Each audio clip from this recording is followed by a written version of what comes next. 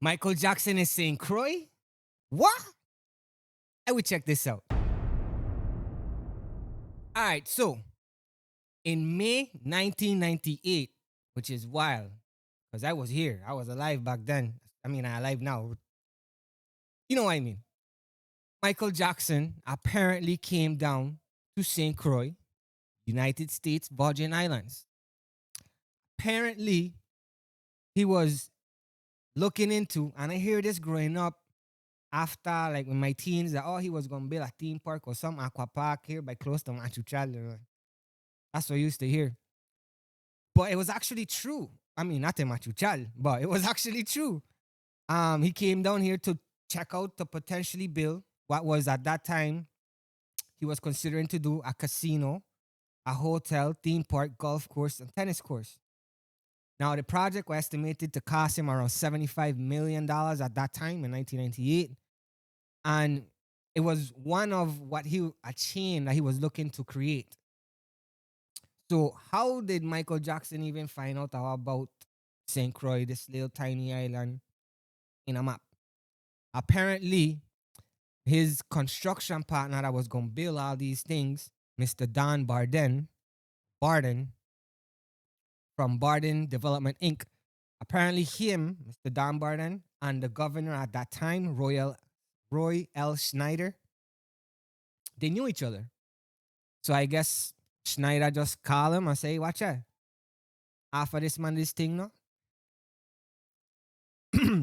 Anyways, so he came down here incognito mode and they pitched him several parts of the island. From what I was told, some of it was in Frederickstead, close to the ballpark. Well, what's left of the ballpark or what they building by Sandbar around there.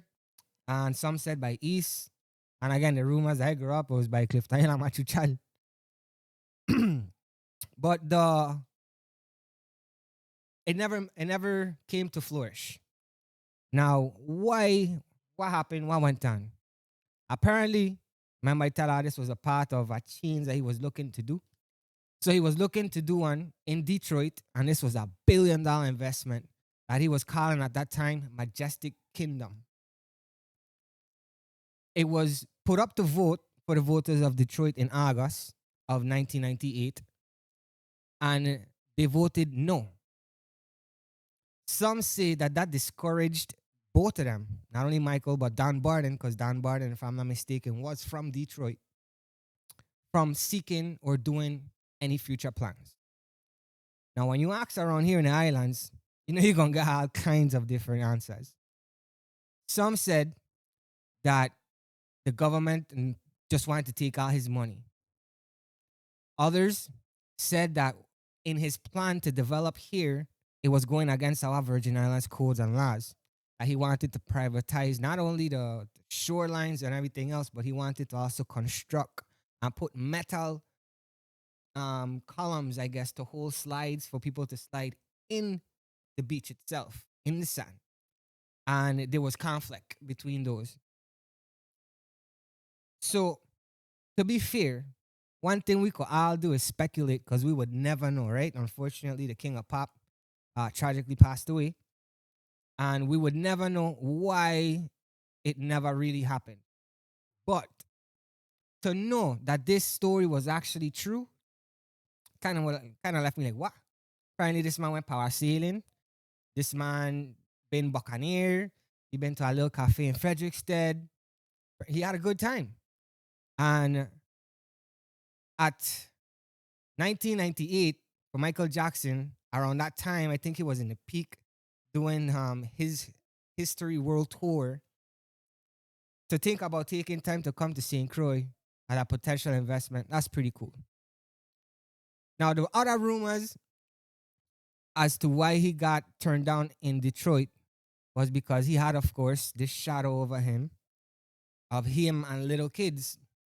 And I guess they didn't want to expose or have that as a possibility. And that's why the voters over there in Detroit said no to him building this theme park. Anyways, that's all I got for you. Write in the comments. Y'all think it would have been cool for you to have it here?